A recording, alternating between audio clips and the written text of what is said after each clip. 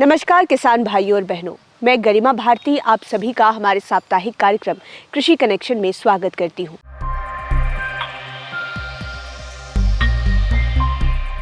जैसा कि आप सब जानते हैं कि इस कार्यक्रम के जरिए हम आप तक खेती बाड़ी से जुड़ी हुई नवीनतम तकनीकों की जानकारी लेकर आते हैं।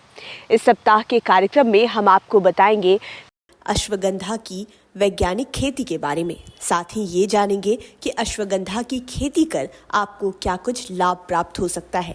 इसके लिए आइए चलते हैं medicinal and aromatic plant project के principal investigator doctor Dinesh Rai के पास और उनसे विस्तार में जानते हैं। आज हम आपसे बात करेंगे अश्वगंधा की ऑर्गेनिक खेती के बारे में। जैसा कि आप जानते हैं, अश्वगंधा का बॉटनिकल नेम विथानिया सोमनिफेरा है। यह एक महत्वपूर्ण औषधि पौधा है जिसका कि प्राचीन काल से ही आयुर्वेद में, देसी या यूनानी चिकित्सा पद्धति में विभिन्न रोगों के इलाज में किया जाता है। अब इसकी अगर बात करें हम पौधे की खेती के बारे में, तो अभी जो है इसकी कोरोना काल के बाद इसकी जो है डिमांड बहुत ज़्यादा बढ़ गई है, क्योंकि हम जानते हैं कि इसका जो उपयोग विभिन्न प्रकार के रोगों से लड़ने के लिए कोरोना काल में किया गया और काफ़ी इसके जो है फ़ायदे हमको देखने को मिले।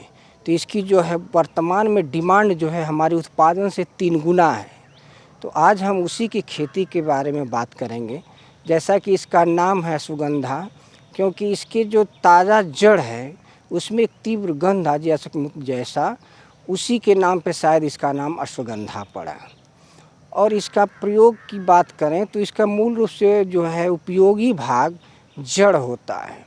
जड़ में ही 2 प्रमुख एल्कलॉइड्स होते हैं जिसको विथानिन और सोमनिफेरिन बोलते हैं। उसी का उपयोग हम आज के विभिन्न प्रकार के जो प्रोडक्ट आप देख रहे हैं उसके बनाने में किया जाता है। अब बात करें इसकी हम औषधि गुण के बारे में, तो इसका जो औषधि गुण है, जैसा कि मैंने बताया, किसी भी प्रकार का दर्द है, गठिया का इलाज हो या रक्तचाप हो या किसी प्रकार का इन्फेक्शन त्वचा पे हो, तो इसका उपयोग काफ़ी किया जाता है। अब इसके जो प्रमुख तत्व हैं इसके अंदर, जैसे कि मैंने बताया, जड़ के अंदर है और इसी जड़ का वैल्यू है। लेकिन पत्ती का भी उपयोग हम अगर चर्म पे कोई आपके दाग है या किसी प्रकार का इन्फेक्शन है तो उसमें किया जाता है। और इसकी खेती आजकल काफ़ी बड़े पैमाने पर गुजरात, मध्य प्रदेश आपको जो है अन्य भागों में बढ़ती जा रही है। तो इसी के ऑर्गेनिक खेती के बारे में हम आपसे बात कर रहे हैं। इसकी जो खेती है आप देखें सब ट्रॉपिकल एरिया में बहुत अच्छे ढंग से की जा सकती है। और इसकी जो है सॉइल जो है इसके लिए बलुई दोमट सबसे उपयुक्त मानी गई है, क्योंकि बलुई दोमट में इसके जड़ का जो विकास होता है बहुत अच्छे से होता है और जड़ ही इसका मुख्य अवयव है, मुख्य भाग है जिसका कि उपयोग किया जाता है। उसके बाद जब इसकी वैरायटी की बात करें हम, 2-3 जो प्रमुख, जैसे जवाहर, अश्वगंध या आपको पोषिता, ये काफ़ी प्रचलित प्रजातियां हैं। और भी कई प्रजातियां हमारे आनंद गुजरात से और आनंद यूनिवर्सिटी द्वारा विकसित की गई हैं, जिसका कि बड़े पैमाने पर हमारे किसान भाई उसकी खेती कर रहे हैं। अब बात करें वैरायटी के बाद बात करें कि सोइंग की, तो सोइंग का जो समय होता है सबसे उपयुक्त हमारा जो अगस्त का लास्ट होता है, जबकि बरसात जो हमारी थोड़ा ख़त्म हो जाती है। तो अगर इसका सीडलिंग आप डालना चाहते हैं तो डाल सकते हैं, या लाइन में भी इसकी सोइंग आसानी से की जा सकती है। ये हमको ध्यान रखना पड़ेगा कि जब खेत की आप तैयारी कर रहे हैं तो खेत की तैयारी के लिए अच्छी से कल्टीवेटर से जुताई करके मिट्टी को भुरभुरी रख दें। और आप उसके बाद खाद और उर्वरक की अगर हम बात करें तो खाद, अगर ऑर्गेनिक खेती आप कर रहे हैं तो केवल आपको कंपोस्ट और जो भी अवयव है नेचुरल उसी का उपयोग करना होगा। और आप 10 टन कम से कम को कंपोस्ट आप प्रयोग करें। और अगर ऑर्गेनिक नहीं कर रहे हैं तब आप उसमें थोड़ी मात्रा नाइट्रोजन की, फास्फोरस की, पोटास की, जैसे कि 25, 50 और 25 करेंगे तो आपको काफ़ी अच्छा और उत्पादन इसमें मिल सकता है। एक चीज़ और बताना चाहूँगा कि जुताई के समय जो है आप अगर नीम की खली 50 केजी डाल देते हैं प्रति हेक्टेयर, तो हमारे जो भी खेत में किसी प्रकार का कीटाणु है जो कि रोग लगने के कारण हमारे पौधों को नुकसान पहुंचा सकते हैं, तो उसको आप कम कर सकते हैं, उनके प्रभाव को कम सकते हैं। और अन्य कीट भी जो सॉइल में या आपके उसमें पड़े हुए हैं उनको भी मार देता है। और वर्तमान में हमारे कुछ बायो प्रोडक्ट भी जैसे ट्राइकोडर्मा या सीडोमोनास, इसका भी प्रचलन किसान भाइयों से आग्रह करूंगा कि इसका भी उपयोग करें, क्योंकि ये जो है पौधों को मजबूती देने के साथ साथ किसी प्रकार का उन पे कीट का या रोग का आक्रमण भी होता है तो उसको कम करने में काफ़ी फ़ायदेमंद होता है। तो इसकी भी 15 केजी प्रति हेक्टेयर आप इनका फार्मूलेशन जो कि बाज़ार में मिल जाता है या किसी सर्टिफाइड दवा या इंस्टीट्यूट से आप खरीदते हैं तो उपयोग करेंगे तो काफ़ी फ़ायदेमंद होगा। खाद के बाद जब आप इसकी बुआई करें तो 2 विधि जैसा कि मैंने बताया, या तो नर्सरी तैयार करें या तो लाइन में सोइंग करें। लाइन में अगर सोइंग कर रहे हैं तो भी ठीक है, उसमें लाइन से लाइन की दूरी 30 सेंटीमीटर और पौधे से पौधे की दूरी 10 सेंटीमीटर रखें जिस समय आप सोइंग कर रहे हैं। या आप छिटकवा या आप पौधे तैयार कर रहे हैं नर्सरी, तो उसमें नर्सरी तैयार करके 35 से 40 दिन बाद आप मुख्य खेत में अश्वगंधा को लगा सकते हैं, जिसमें कि लगभग आपको 5 से 10 केजी प्रति हेक्टेयर बीज की आवश्यकता पड़ती है। अब बीज को जब आप लगा देंगे तो करीब जो है आपको 35 से 40 दिन बाद, हाँ एक चीज़ और ध्यान रखें कि अगर आप रोपाई कर रहे हैं तो शाम के वक्त करें और एक ज़रूर सिंचाई कर दें।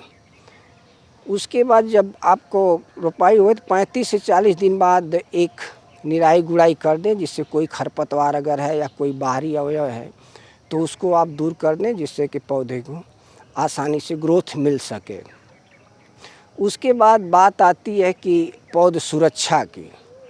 तो पौध पे ज़्यादातर जो है इसमें पौधे के पत्तियों पे अगर आप देखें तो कई प्रकार के धब्बे आपको दिख जाएंगे, जिसमें कि लीफ ब्लाइट जो है एक महत्वपूर्ण रोग है, ये आपको दिखाई देता है पौधे के पत्तियों पर, जो कि 35 से 40 दिन बाद छोटे छोटे धब्बे के रूप में निचली पत्तियों पे आएगा और उसके बाद जो है ये ऊपर की तरफ बढ़ता जाता है, जिससे कि पौधे की बढ़वार रुक जाएगी और उत्पादन कम हो जाता है।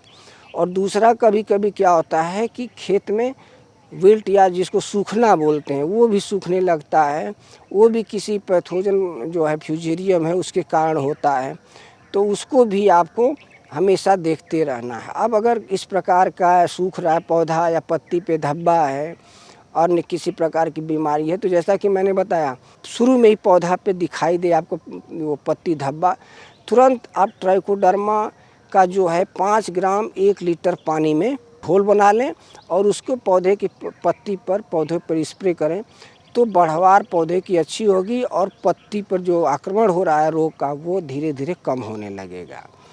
और सीडोमोनास भी अगर है आपके पास तो उसको भी मिला लें 5 ग्राम प्रति लीटर पानी में, तो पौधे की बढ़वार और रोग से लड़ने की क्षमता में काफ़ी वृद्धि देखी गई है।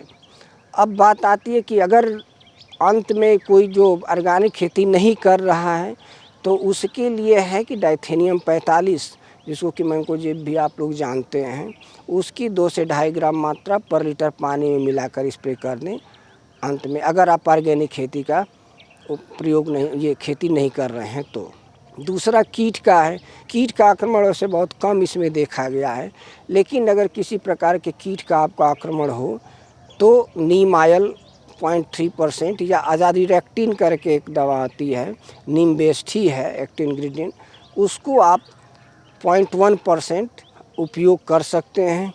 तो इससे क्या होगा कि कीट में भी किसी प्रकार की अगर आक्रमण हो रहा है पौधे पे तो उससे आपको निजात मिल जाएगी। अब जब पौधा का स्वास्थ्य आपका अच्छा हो गया तो करीब इसकी जो है आप तैयारी कटाई की ध्यान देना होता है कि करीब 150 से 190 दिन के बीच में ये हमारा पूरा जो है अश्वगंधा का पौध तैयार हो जाता है जोड़, जिसमें कि पौधे पीले पड़ने लगें और इसकी जो है पत्तियां धीरे धीरे सूखने लगें, तब हम इसको काटते हैं और इसकी जड़ की खुदाई करते हैं। जड़ की खुदाई करते समय ये ध्यान रखना चाहिए कि खेत में नमी हो। ज़्यादातर किसान भाई क्या करते हैं कि जब खुदाई करते हैं तो नमी पर्याप्त नहीं रहती है, तो जड़ टूटने या उसमें खराबी आने का संभावना रहती है, जो कि काफ़ी बाज़ार मूल्य को कम कर देता है।